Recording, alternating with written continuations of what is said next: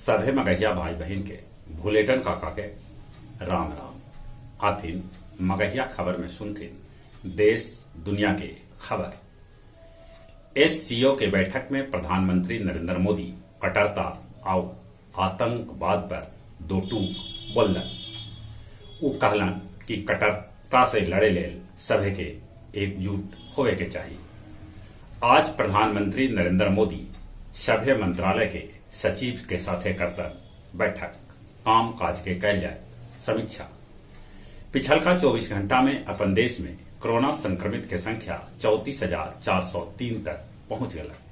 पिछलका 24 घंटा में 320 आदमी के कोरोना से मौत की खबर है। प्रधानमंत्री नरेंद्र मोदी के 71वां जन्मदिन के अवसर पर कल समूले देश में लगावल गए रिकॉर्ड 2,50,00,000 कोरोना वैक्सीन।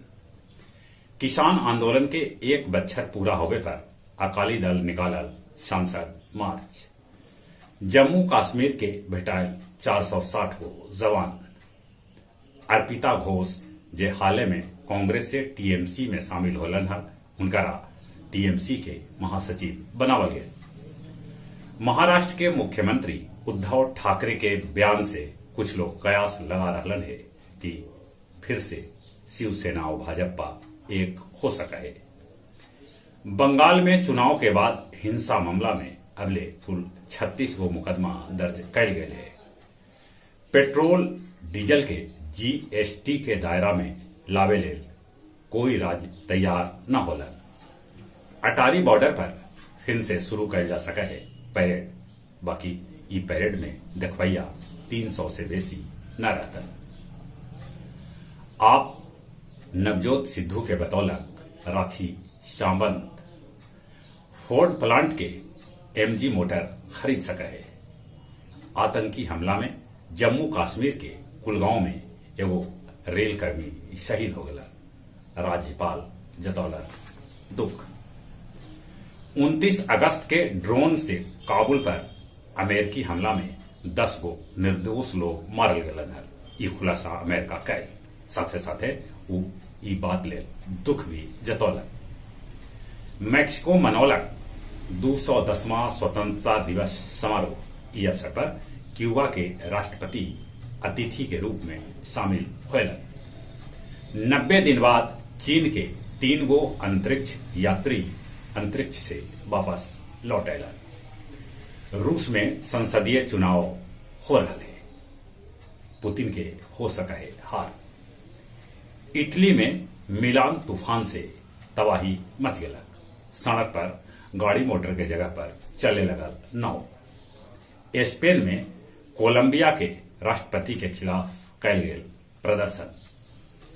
पर्यावरण के लेके जर्मनी के बर्लिन शहर में कार्यकर्ता सभे सड़क पर उतरलन।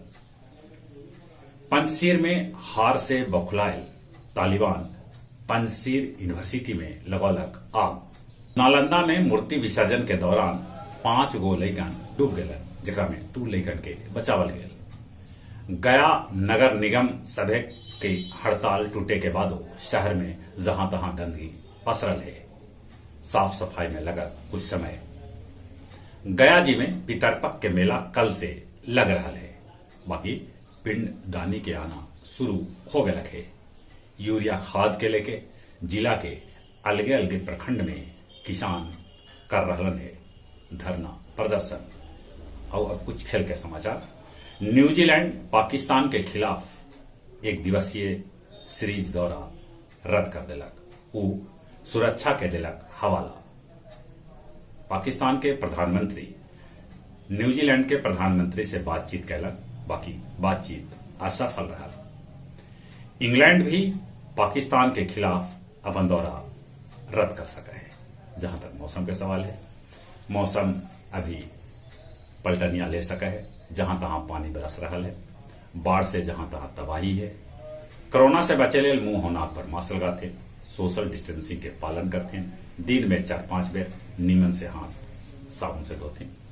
और जो उम्र 18 बछर से ऊपरे है तो कोरोना के वैक्सीन जरूर लेते। चले एक बार फिर से अपने सभी के बुलेटिन काका के